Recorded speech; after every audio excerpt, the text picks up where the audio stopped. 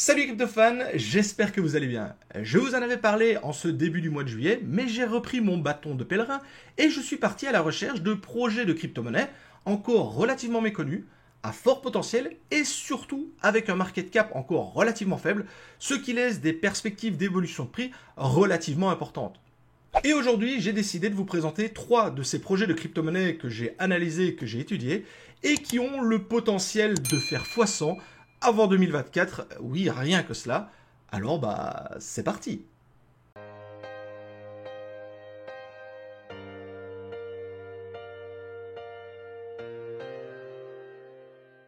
Mais avant d'aller plus loin, et maintenant vous en avez l'habitude quand il s'agit de vous présenter des projets de crypto-monnaie, et notamment de si petits projets, le risque est extrêmement important. Effectivement, si vous avez un gros pouvoir multiplicateur, c'est également parce qu'à côté, le pouvoir de se planter est également important.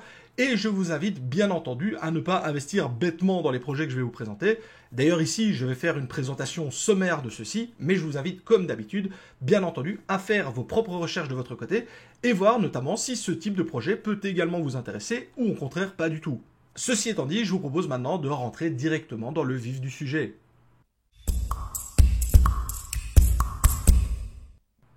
Et pour commencer, on débute par un projet qui me tient particulièrement à cœur, et vous allez vite comprendre pourquoi, c'est le projet Octaspace.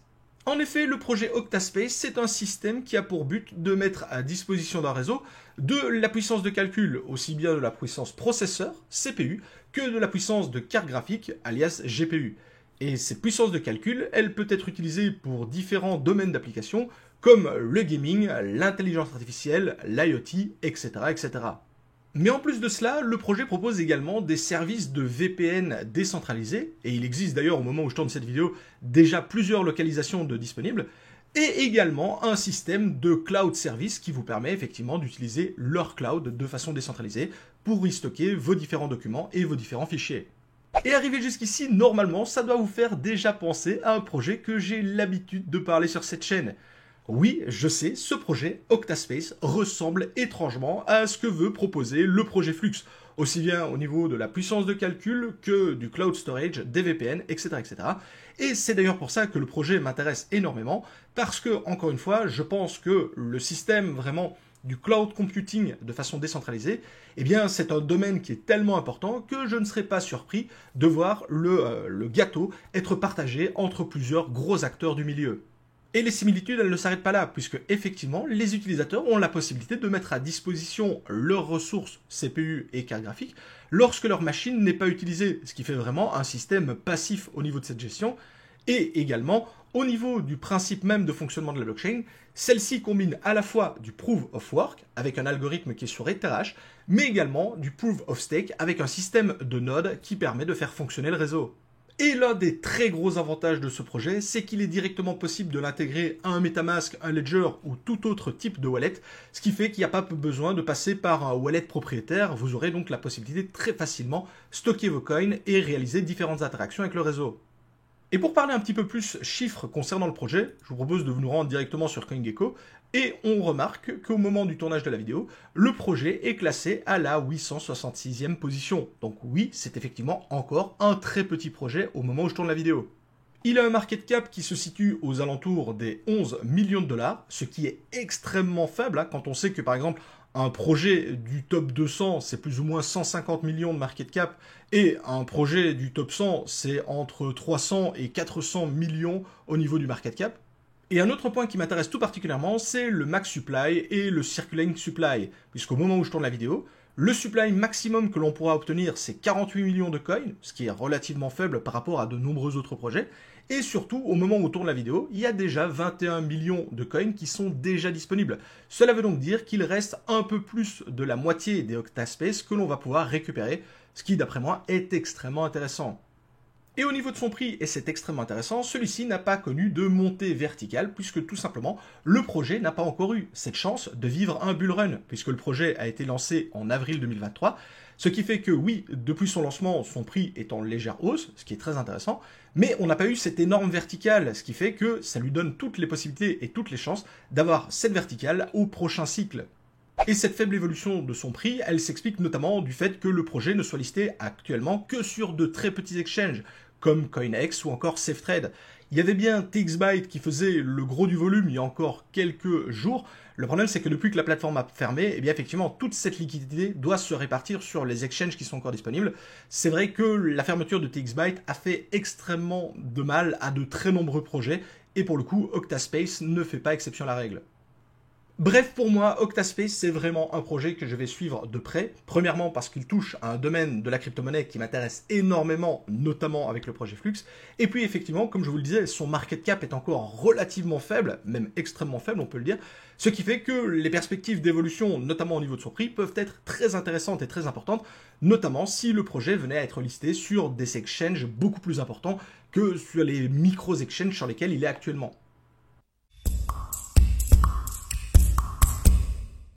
Je vous propose maintenant de passer à un projet qui est totalement différent de celui que je viens de vous présenter, avec le projet Alephium. Alors, Alephium, c'est quoi? Eh bien, c'est avant tout un projet qui a été pensé et développé par des développeurs pour des développeurs. Et avec en ligne de mire des applications optimisées et pensées pour la DeFi, mais également les smart contracts. En gros, Alephium, c'est un petit peu tout ce qui se fait de mieux au niveau de Bitcoin, Ethereum, Solana, etc., etc., sans en prendre les inconvénients, ou du moins les choses qui pourraient freiner le développement et l'optimisation au niveau développeur du projet. Mais surtout, l'un des points les plus importants concernant le projet, c'est que celui-ci possède sa propre VM, sa propre virtual machine, du nom de Alfred. Et celle-ci offre tout un tas d'avantages, comme plus de sécurité, plus de facilité au niveau du développement que la VM d'Ethereum par exemple. Bref, c'est un petit peu autour de cette virtual machine que repose l'intégralité du projet et qui fait que justement ce projet peut avoir énormément d'impact et d'importance dans le futur. Et niveau chiffres, en ce qui concerne le projet, on recule de nouveau un petit peu au niveau du classement, puisqu'on se situe à la 901e place de celui-ci. Cela implique donc un market cap qui est un petit peu plus faible, aux alentours des 10 500 000. Mais par contre, au niveau du max supply et du circulating supply, c'est totalement différent de Octaspace, puisque ici, on est sur un capital max de 1 milliard de coins qui seront disponibles. Et au moment, encore une fois, où on tourne la vidéo, il y a plus ou moins 48 millions qui sont en circulation, avec un total supply qui est aux alentours des 190 millions de coins qui sont en train de circuler sur le réseau. En ce qui concerne son prix, on remarque effectivement qu'au moment du listing, celui-ci avait un prix qui était beaucoup plus important avec une énorme correction. Maintenant, ça s'explique principalement cette correction puisqu'on se situe en janvier 2022 et donc le projet n'a pas eu l'occasion justement de profiter également de ce bull market pour se remettre. Mais on remarque que depuis un petit moment, celui-ci est en train effectivement d'avoir un nouveau souffle avec une augmentation de son prix. Et cette augmentation de prix se fait principalement, encore une fois, liée notamment aux exchanges sur lesquels celui-ci est disponible.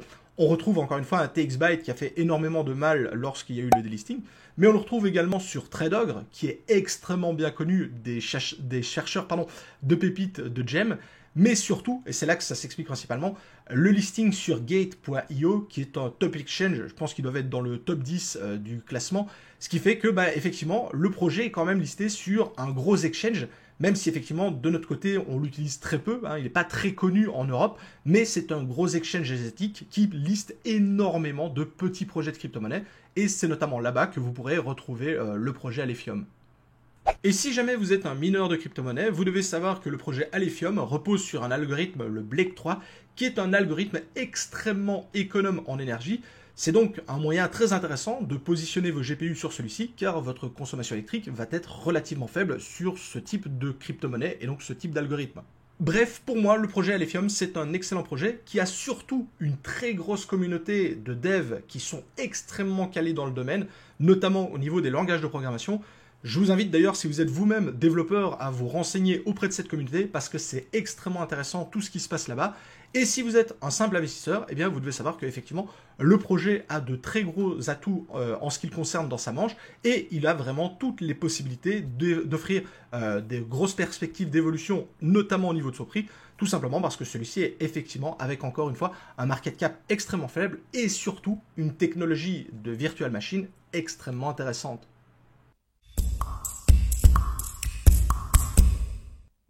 Et pour terminer ce top 3, je vous propose une crypto-monnaie en lien avec l'un des domaines les plus intéressants à l'heure actuelle, celui de l'intelligence artificielle avec le projet Neurai.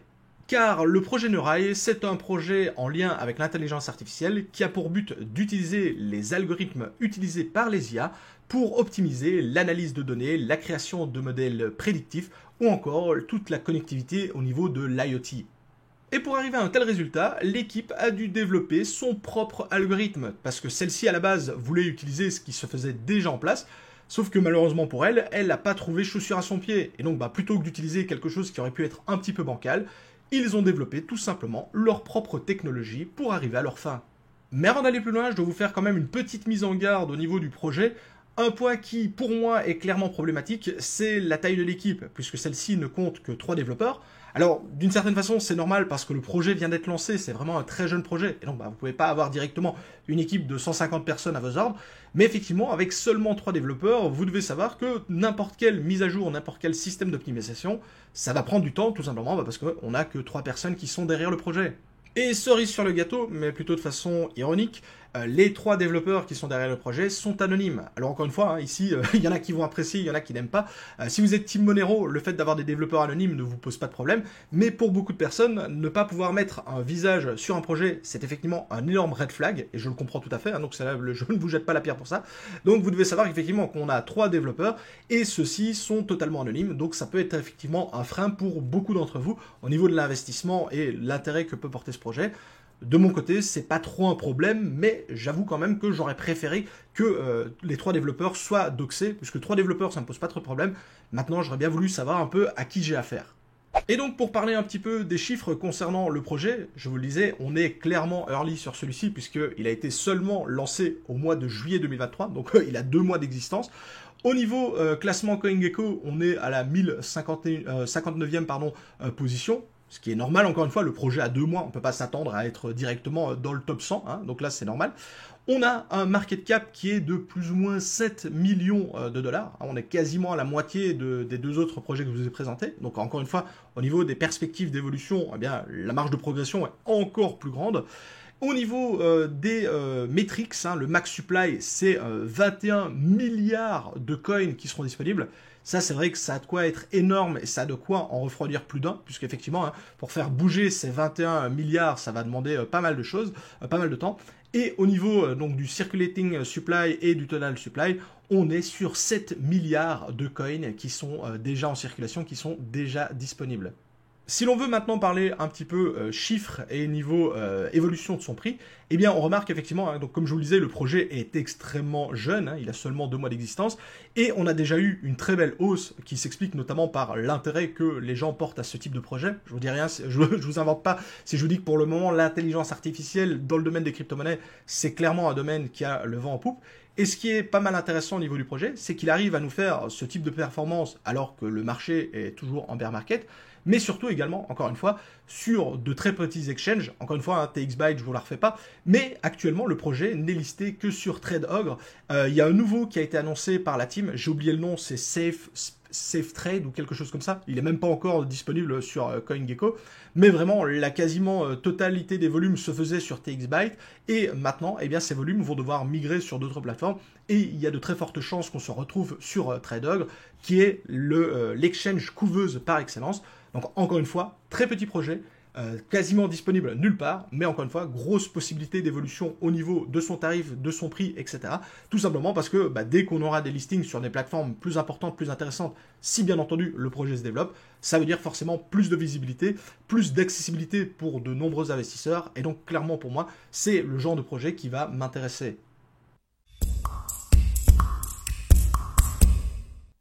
En conclusion, je viens de vous présenter 3 projets qui, à mes yeux, ont énormément de potentiel dans leurs différents domaines d'activité. Ils sont plus ou moins risqués en fonction de leur évolution future, puisqu'encore une fois, on est sur des projets qui sont très jeunes, qui ont encore énormément de choses à prouver, et notamment au niveau de leur développement. Donc on ne peut pas leur demander des performances que pourraient atteindre d'autres projets qui sont déjà beaucoup plus loin au niveau de leur existence et de leur développement. Mais c'est un petit peu ce qui fait le charme de ce genre de projet.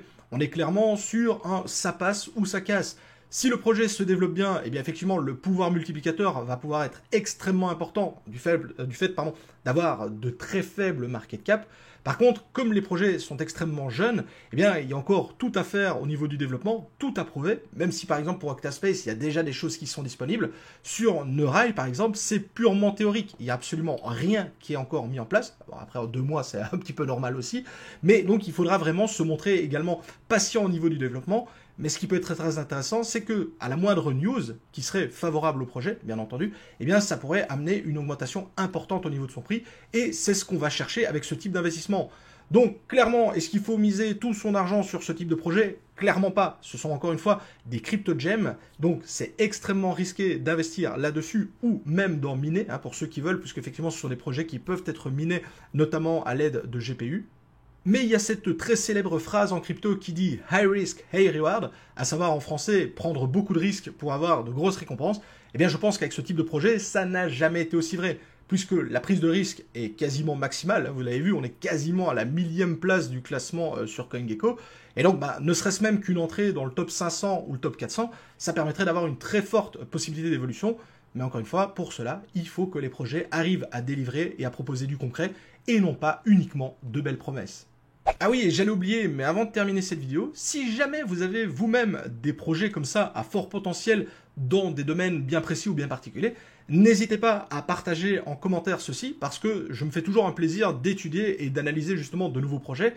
Maintenant, encore une fois, venez pas me lister un projet qui est dans le top 50, hein, je veux plutôt des projets qui sont relativement loin dans le classement, afin justement que le pouvoir et le potentiel d'explosivité soient le plus important. Donc pour cela, n'hésitez pas à passer par l'espace commentaire. Voici donc qui termine cette vidéo et comme d'habitude, j'espère qu'elle vous aura plu. Si c'est le cas, je compte sur vos likes et votre partage. Si vous n'êtes toujours pas abonné à la chaîne, n'hésitez pas à cliquer sur ce bouton s'abonner, c'est la meilleure façon de soutenir mon travail. Je vous souhaite à tous d'excellents investissements dans le monde des crypto-monnaies. C'était M. TK, ciao les crypto-fans.